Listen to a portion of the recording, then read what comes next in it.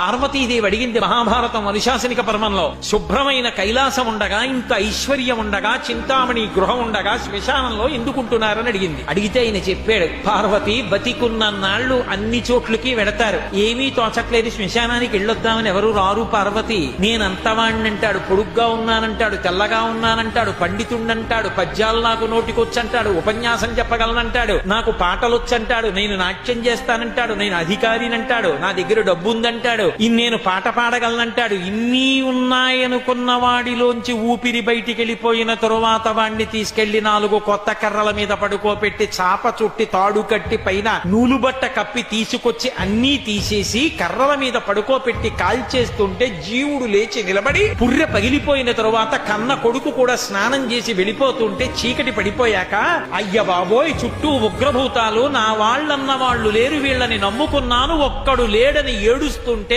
నేనున్నాను రా అని చెప్పడానికి నేను కూడా లేకపోతే చచ్చిన వాడు 1000 మాటలు చచ్చిపోతాడని అక్కడ ఉన్నాను పార్వతి, నా కర్మకాల అక్కడ లేనన్నాడు.